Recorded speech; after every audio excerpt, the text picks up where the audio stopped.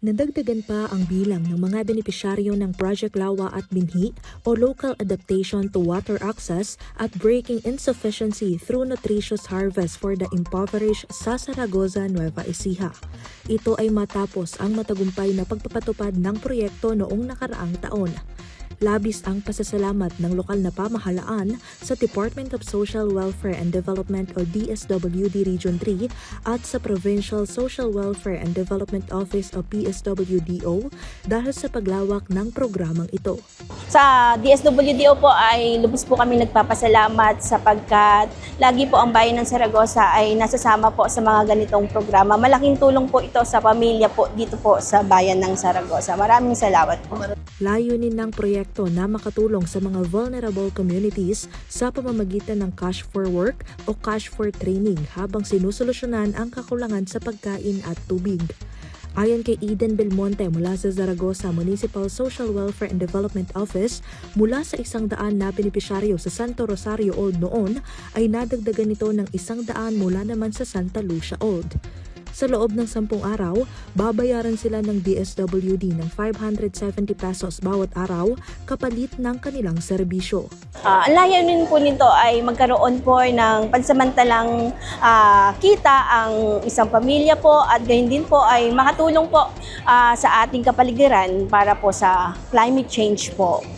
Paliwanag pa ng DSWD, ang Project Lawa at Binhi ay nakatuon sa food security, water security, human security at knowledge capacity development. Para sa food security, magtatanim ang mga benepisyaryo ng mga binhi ng gulay bilang mapagkukuhanan ng pagkain. Samantala ang water security naman ang magiging sagot sa El Nino sa pamamagitan ng pagbuo ng sariling lawa. Mag-iipon dito ng tubig na gagamitin kapag mahina ang supply at pandilig sa mga pananim na gulay.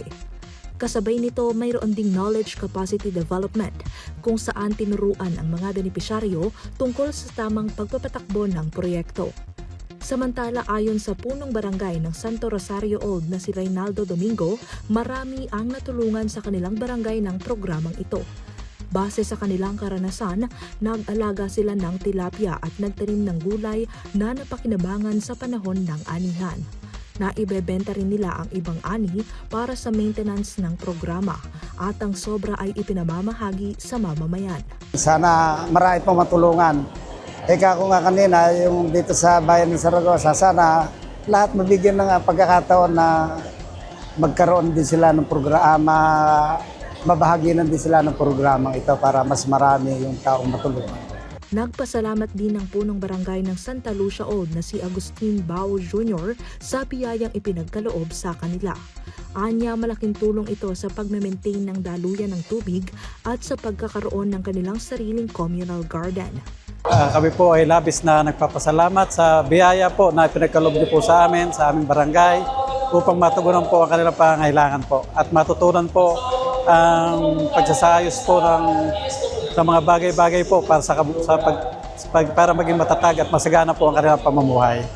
Kasama sina Jerome Piquia at Ismael Sopetran, ako po si Carmel Joy Miguel nag-uulat.